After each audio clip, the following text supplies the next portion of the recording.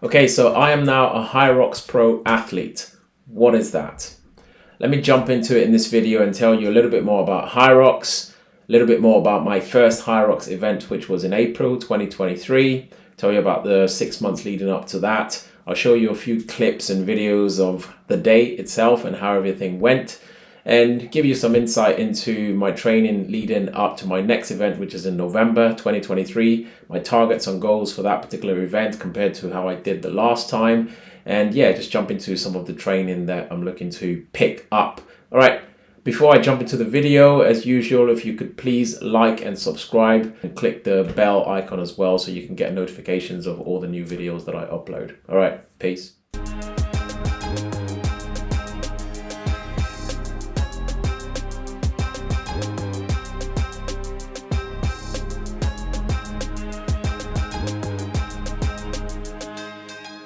So what is Hyrox and why has it got me really excited over the last 9 months or so, and for the rest of the year as well, 2023?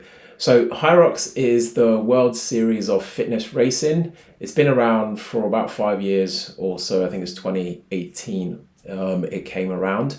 It's run across Europe, the US, and across different cities.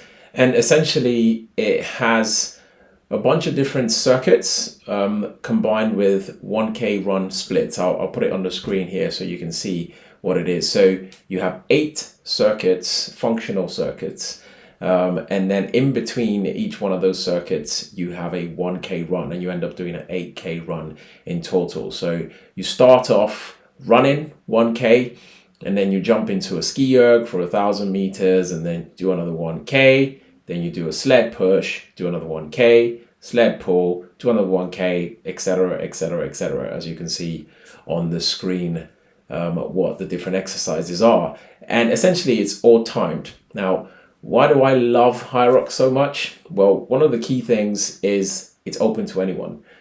Anyone between the age of 16 to 70 plus, basically. There's no, as far as I'm aware, there's no age restriction. So being a massive advocate for keeping fit, keeping healthy, and always challenging yourself to do something new and challenging every, week, month, every year, etc. I just came across it last year, 2022, and I thought, wow, this sounds interesting. So background with regards to my training, I've always been athletic. I've always been, sort of fit and training in one capacity or the other, involved in sports, etc. So, from really young. Football, not my biggest sport, but I played a little bit of that when I was a bit younger. But the main thing I did from about 10 years old was play basketball.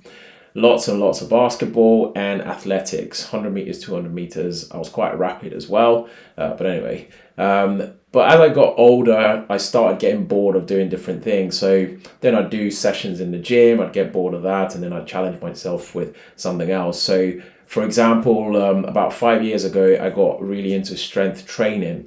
I was never really into doing those huge compound movements for heavy weight. So bench pressing, deadlifting, squatting, and shoulder pressing and that sort of stuff. I wasn't doing anything major before 2018. A few guys that I used to work out with were into it. Shout out to my boy ST Move More, Scott Taylor. He was my partner in crime for about 2 years or so, where we hit it hard, building up our strength. And so I really got into that, and I really got into putting up some big numbers. I think my last strength training cycle that I ran, a 12-week program with my boy, we were working up, or I was working up to 3 wheels on a bench press, 140 kg. I think it was 170 or 175 kg on the squat, can't remember exactly. And I was working up to 227 kg, which is 500 pounds on a deadlift. I just wanted to get into that 500 pound club, which I did successfully. I hit 2 of the PRs successfully. So that was the squat and the deadlift. The bench I missed out on by a few kg. I can't remember. I think it was about 5 kg or so. So I haven't yet hit the 3 wheels, but I will at some point. However, my training has changed quite a bit as well. I'm not really focused on 1 rep maxes anymore. I'm doing more high repetition, especially getting involved with Hyrox. So I found out about Hyrox last year. I got into a 6-month training cycle from November last year because I had my first event in April, and I started doing less heavy lifting and I was trying to drop weight. I'm normally sitting around 85, 86 kg, and I dropped down to 81 kg, not just because I was doing a lot more cardio than I usually do with all the running, but also I was doing a lot more cycling because I really got into my cycling over the last few years. And I also had a cycling trip to Spain coming up, so I wanted to be as light as possible going up those crazy mountains in Spain, which was fantastic. I'll probably do a video on that as well. So anyway, by the time I hit Hyrox in April, I was about 81 kg and I was not at my strongest. And that was not good. It caused a lot of problems with regards to the strength exercises, the sled push, the sled pull. I'll put up my times for the sled push specifically. It was like 8 minutes something, if I remember correctly, which was ridiculous. It was just ridiculously slow. I was suffering. I remember my wife's face. Anyway, I need to try and improve on that time drastically. I was pushing 225 to 30 sleds in the gym easily within 3 minutes, under 4 minutes for sure.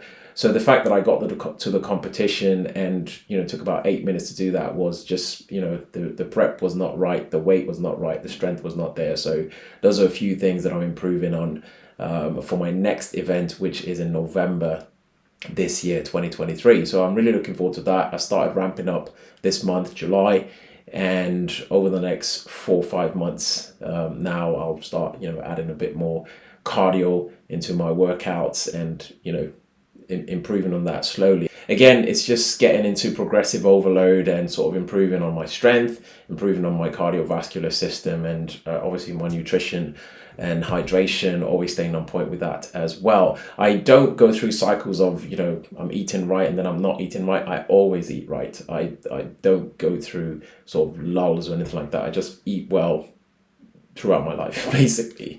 So that's not really a problem for me, but I did also suffer in Hyrox from cramping, quite serious cramping. So I didn't have enough electrolytes on that day, and I had some glucose tabs that I was taking that were not necessarily the right thing. So there were a few things that went wrong on my first event. So I ended up doing the first event in 1 hour 41 minutes and a few seconds. I can't remember what the seconds were. I'll put that up as well if I can find it. And I was pissed because my goal was to get an hour and 30 minutes or less, so 90 minutes or less. And I really thought I had it in me. I thought, I can run, I'm fairly fit, I can push some heavy weight, so I should be good. Yeah, but it's a completely different type of training. The exhaustion that you feel from all the running and then the circuits, etc., etc. It's just such a beautiful combination of mental fatigue, physical fatigue, and just a big struggle with yourself. So if it doesn't sound interesting to you and you're like, oh, this sounds terrible, it's not. Hopefully go on YouTube and Google a few of the videos out there on Hyrox and see what it's like. It's absolutely fantastic. I'm jumping into a Hyrox session with my wife in October because they have 3 formats. They have the open for men and women singles. They have the pro for men and women singles. I entered the pro. Some said it was stupid, but I was like, if I'm going to go in, I'm going to go in and I'm going to go hard. So I went to the top pro division, hence the reason why I'm now a Hyrox pro athlete. And then they have a mixed where you can have men and men or women and women or men and women. So I'm going to do mixed with my wife. And then they have a relay where you can do 4s.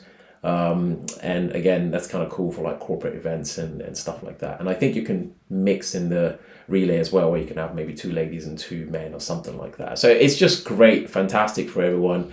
My daughter, who's coming up to 12 now, can't wait till she's 16 to get involved as well. So that's basically Hyrox. I'm going to show a summary of the day, which I put out on my social media channels, Instagram and TikTok at the time, just to show all the different things that I went through on the day. Right, over the next coming months, 4 months or so, I'm going to show you my progress for my Hyrox event and the training that I'm doing, etc., etc.